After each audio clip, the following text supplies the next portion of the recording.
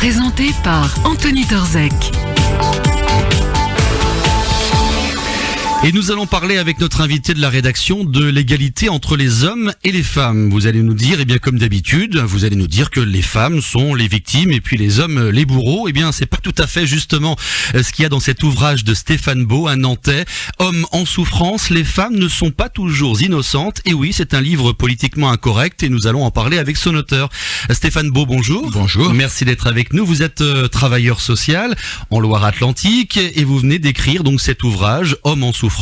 Les femmes ne sont pas toujours innocentes.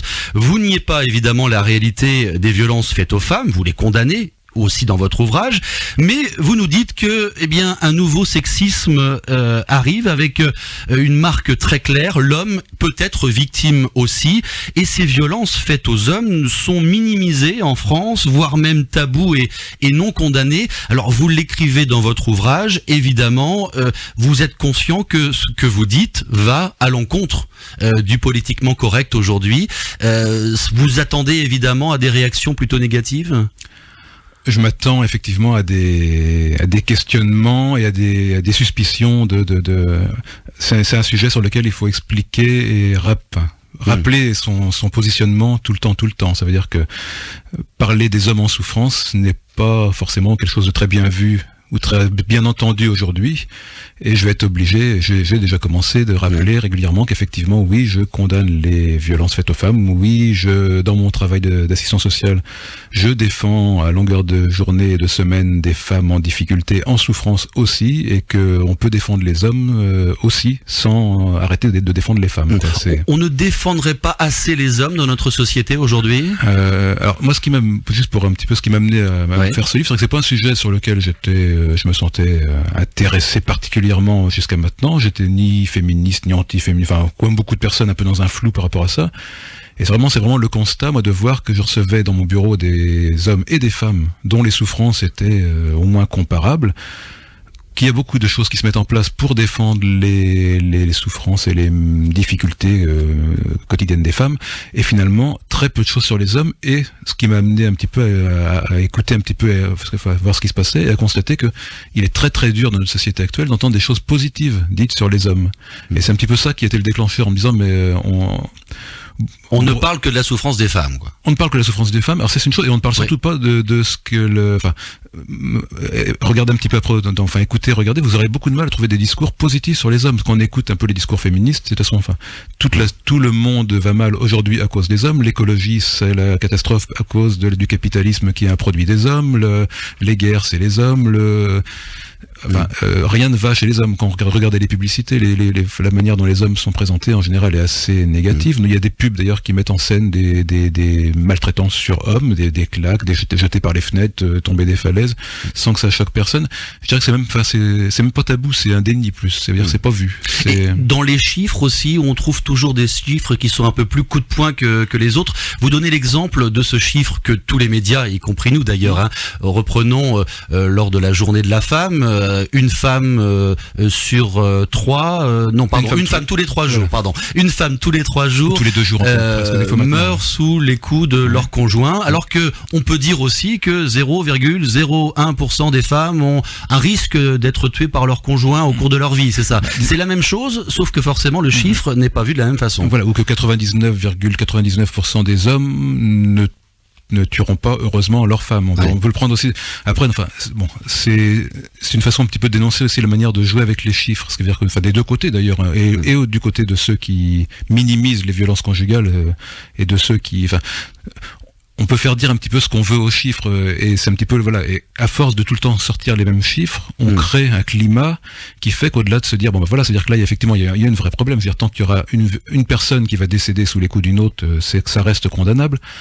Après, on peut pas non plus bloquer le débat que sur ça, et c'est un peu l'arbre, comme on dit, qui cache la forêt. C'est-à-dire qu'une fois qu'on a dit ça, on peut plus rien dire. Et c'est vrai que même moi, des fois, par rapport, un certain reproche qui m'avait été fait, oui, mais n'oublie pas que, je risque pas d'oublier. On ne le rappelle assez souvent. Par contre, ce que vous oubliez peut-être, c'est qu'aussi en parallèle, il y a des hommes qui sont en souffrance. Alors justement, quel type de souffrance aujourd'hui du côté des hommes ? Alors, au niveau des violences, alors c'est vrai qu'on me demande souvent, on veut souvent faire le parallèle entre maltraitance physique, violence physique, vraiment. Alors, c'est vrai qu'on manque de chiffres précis sur ces questions-là. C'est vrai que je pense que les hommes maltraités ne vont pas facilement se plaindre, etc. Après, je pense qu'il faut aussi rester réaliste. Je crois que la violence physique reste quand même quelque chose de essentiellement masculin. Le nombre de la violence grave en plus. Les violences, on va dire plus la vie quotidienne, on va dire des bousculades, choses. Mais la violence grave reste quand même masculine. Par contre, au niveau des souffrances masculines, il y a, moi je rencontre à longueur d'années des hommes qui ont été détruits par plein de choses. Psychologiquement, vous voulez dire? Psychologiquement, oui, ça veut dire que la place de l'homme reste quand même quelque chose qui reste compliqué à occuper aujourd'hui pour beaucoup. C'est-à-dire que des personnes qui ont été disqualifiées au niveau professionnel après 20 ans, par exemple, de boulot, qui se sont fait virer, des personnes qui des hommes qui se sont fait quitter pour des raisons peut-être normales, j'en sais rien, mais peu importe, qui après donc ne voient plus leurs enfants, qui se retrouvent en situation qu'on dû vendre leur maison, qui se retrouvent en situation d'errance, qui se retrouvent en situation de, après on parlait tout à l'heure en préparant au niveau de l'alcool, enfin des personnes qui vont être vraiment en dérive vont encore être des fois pointées du doigt comme étant s'il en est là, c'est qu'il l'a mérité d'une certaine manière ou que c'est de sa faute. Là, vous parlez de la profession, du métier, puis il y a aussi le quotidien et notamment le divorce. Si vous rappelez dans cet ouvrage que 70% des divorces sont demandés par les femmes et qu'on s'intéresse pas toujours aussi à la souffrance de ces hommes qui sont quittés. Et qu'on met souvent en avant, même dans les divorces, même dans les discours qui sont autour, souvent la difficulté des femmes seules avec enfants à survivre, à reconstruire quelque chose après un divorce. On parle très peu de la situation des hommes qui doivent reconstruire quelque chose aussi, alors que moi j'en rencontre aussi dans mon bureau régulièrement, des qui, avec un petit salaire de 1200 euros, doivent se louer un logement pour accueillir leurs 2 ou 3 enfants sans aucune aide, doivent payer souvent une pension alimentaire en parallèle et qui se retrouvent au Resto du Cœur pour essayer de vivre le reste du temps. Et pour un peu qu'ils aient à un moment 1 ou 2 prélèvements de pension alimentaire qui sautent, qui peuvent se retrouver facilement dans du surendettement, alors qu'à la limite leur seul défaut c'est d'avoir été quittés à un moment et ils ont rien non plus et ceux-là vont être pointés du doigt, notamment les défauts de pension alimentaire, par exemple les défauts de pension de paiement alimentaire et la garde des enfants, elles sont victimes aussi. Ils sont victimes dans le sens certains hommes ne peuvent même pas avoir ne peuvent matériellement pas l'avoir. De toute façon, effectivement, ils n'ont pas les moyens d'avoir un logement suffisamment grand. Et c'est pareil, un des arguments c'est oui, mais de toute façon les hommes, s'ils n'ont pas la garde, c'est qu'ils la demandent pas. Ce qui est sans doute vrai, ce qui est vrai en plus objectivement au niveau des chiffres, mais on peut aussi se poser un moment la question de pourquoi est-ce qu'ils ne la demandent pas. De la même manière que on entend souvent dire que c'est les femmes, il y a très peu de femmes chefs d'entreprise. C'est une inégalité. On pourrait aussi répondre, s'il y en a si peu, c'est parce qu'elles demandent pas. Pourquoi est-ce que ça marche dans un sens? Et je pense qu'effectivement, il y a plein d'hommes qui s'autorisent pas à demander la garde de leurs enfants. C'est quelque chose qu'on peut s'interroger aussi voilà, ça peut évoluer, j'imagine. Stéphane Beau, vous êtes l'auteur de cet ouvrage Hommes en souffrance. Les femmes ne sont pas toujours innocentes, aux éditions Les Trois Génies. Au cours de cet ouvrage, vous revenez sur ces violences faites aux hommes, beaucoup de violences psychologiques. On vient d'en parler. Pourquoi justement ces violences ne sont pas reconnues comme celles des femmes? Est-ce qu'il y a un lobbying féministe en France? Alors, le lobbying, peut-être, je sais pas si on peut le qualifier comme ça. En tout cas, il y a des préjugés, il y a des visions qui sont en place, qui sont pas forcément que féministes, qui sont portées. Je pense que la difficulté, c'est toujours de vouloir scinder. C'est-à-dire que je pense que cette vision du monde, elle est portée par les hommes et par les femmes, que l'homme ne souffre pas de la même manière ou est plus dur. De toute façon, à la limite, il peut encaisser plus facilement. C'est quelque chose qui est porté par les hommes et par les femmes. Le fait que les femmes doivent être plus protégées, c'est porté par les hommes comme par les femmes. Alors, il y a effectivement une audience, j'ai l'impression, qui est plus forte aujourd'hui pour les idées plus féministes et plus accusatrices au niveau des hommes, mais je pense qu'il faut vraiment arriver, l'idée un petit peu de mon livre, c'est vraiment de sortir de ça. Ça veut dire que les hommes et les femmes sont sur le même bateau depuis le début de la nuit des temps, et ils vont encore être dessus un bon bout de temps. Il faut bien falloir qu'à un moment ou à un autre, ils soient plus dans le combat mais dans le débat, quoi. Et ça veut dire il s'agit pas de chercher à tout prix des coupables et des victimes, il y en a dans les deux camps, et après il y a des gens de bonne volonté dans les deux camps aussi.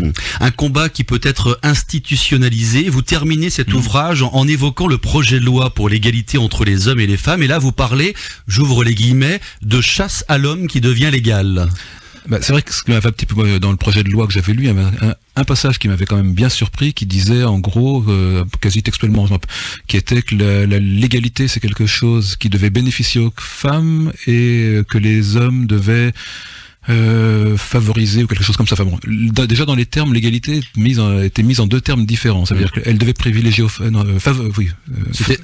profiter aux femmes et les hommes devaient y travailler, quelque chose comme ça. Ouais. Que une loi puisse donner une vision de l'égalité déjà inégalitaire en soi me choquait quand même. Et c'est dans ce sens-là, le fait que il y avait un paradoxe dans cette façon de noter qui pointait quand même l'homme comme étant celui qui devait faire les efforts et la femme qui devait profiter des efforts.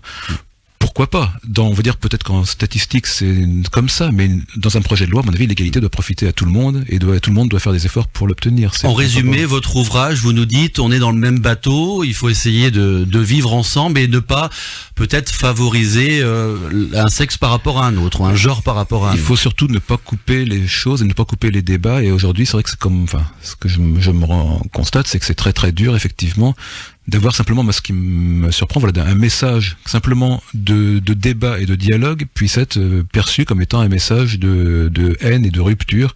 C'est quand même ça qui est curieux, quoi. Merci Stéphane Beau d'avoir été avec nous. Vous êtes l'auteur de cet ouvrage Hommes en souffrance, les femmes ne sont pas toujours innocentes. Vous êtes nantais et ce livre est donc édité aux éditions Les Trois Génies. Merci beaucoup Stéphane Beau d'avoir été avec nous. Et demain, avec notre invité de la rédaction, on s'intéressera à un autre sujet, celui des Roms, mais en particulier dans cette commune d'Indre qui a proposé l'intégration avec un nouveau maire. Que va-t-il faire celui-ci? Bien, on en parle demain avec notre invité à 8h30.